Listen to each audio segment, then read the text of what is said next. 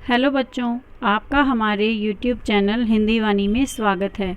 आज हम पढ़ेंगे कक्षा 9वीं की पाठ्यपुस्तक क्षितिज का पाठ 4 सांवले सपनों की याद। इस पाठ के लेखक हैं जाबिर हुसैन। यह पाठ जून 1987 में प्रसिद्ध पक्षी विज्ञानी सालिम अली की मृत्यु के पश्चात डायरी शैली में लिखा गया एक संस्मरण है। लेखक को सालिम अली की मृत्यु के समाचार से बहुत दुख हुआ था।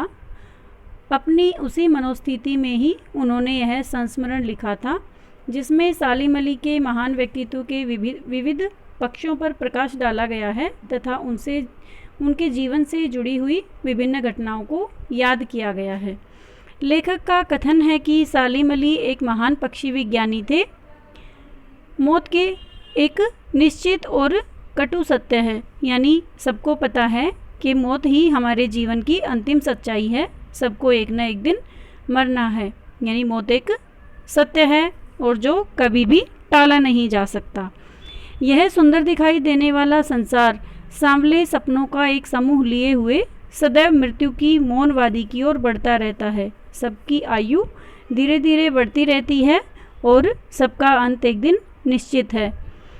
उसको कोई रोक टोक सके यह असंभव है, यानी कोई भी मृत्यु को टाल नहीं सकता, अर्थात सांसारिक जीवन नश्वर है। जो भी इस संसार में जन्म लेता है उसकी मृत्यु एक न एक दिन अवश्य होती है। यह एक कटु सत्य है, कड़वा सच है, जिसे हम सबको स्वीकार करना पड़ता है। सालिम अली इस समूह में सबसे आगे थे। वे सैलानियों की भांति अपने लंबे जीवन सफ़र के अनेकानेक अनुभवों का बोझ उठाए हुए थे। उनकी यह अंतिम यात्रा अन्य यात्राओं से अनोखी थी, क्योंकि वे इस यात्रा से कभी वापस नहीं लौटे। वे वन पक्षी की भांति अपना अंतिम गीत गाकर मानव प्रकृति की गोद में जा बसे हों। उन्हें कोई अपने दिल की धड़कन देकर भी वापस नहीं बुला सकता था। लेखक का कथन है कि सोए हुए पक्षी अर्थात मृतक व्यक्ति को कोई पुनर्जीवित नहीं करना चाहता। स्वयं सालिम अली ने वर्षों पूर्व लेखक को बताया था कि सभी लोग पक्षियों को आदमी की दृष्टि से देखते हैं। यह उनकी भूल है। हमें पक्षियों को उनकी दृष्टि से ही देखना चाहिए, यानी किसी भी पक्षी को इस तरह से देखना चाहिए जैसे हम स्वयं पक्षी हैं और उनकी भावनाओं को समझते हैं। इतना ही नहीं, आदमी तो सदा प्रकृति को भी अपनी दृष्टि से देखना चाहता है, किंतु सालिम अली ऐसा नहीं सोचते थे। वे अपने कानों से पक्षियों की मधुर ध्वनि रूपी संगीत सुनकर हृदय में एक रोमांच अनुभव करते थे। वस्तुतः ऐसे ही व्यक्ति का नाम है सालिम अली।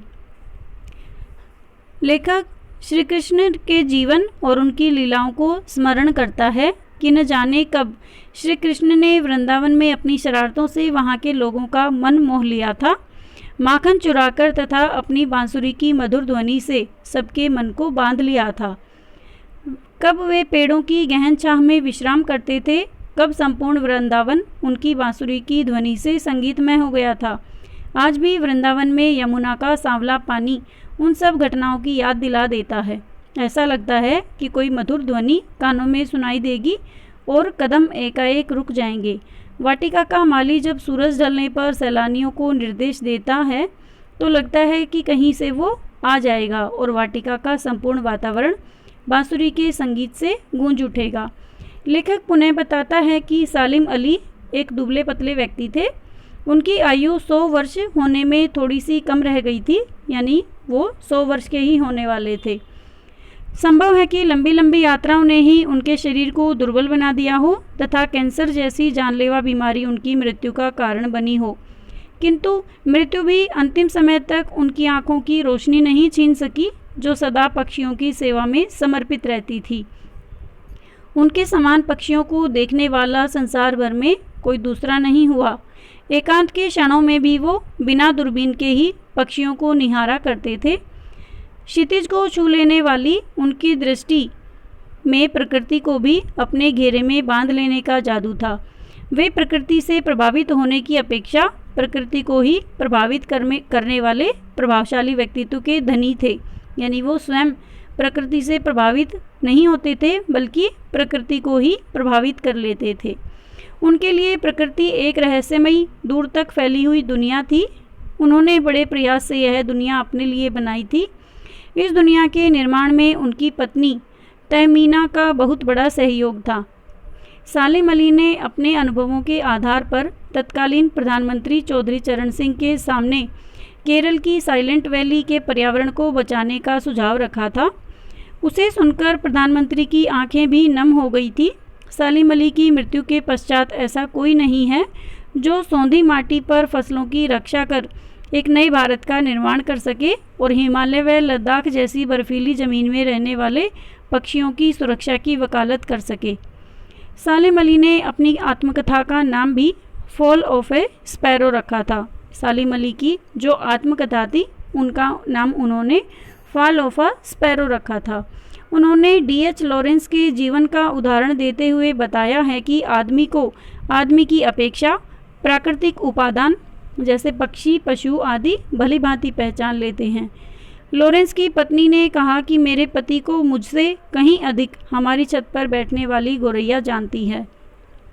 सालिम ने पक्षियों के प्रति प्रेम रखने और पक्षी वैज्ञानिक बनने के रहस्य को खोलते हुए बताया है कि बचपन में उनकी एयरगन से नीलकंठ की गोरैया की मृत्यु हो गई। यानी गोरैया एक पक्षी है जिसका कंठ नीला था, उसकी मृत्यु हो जाती है।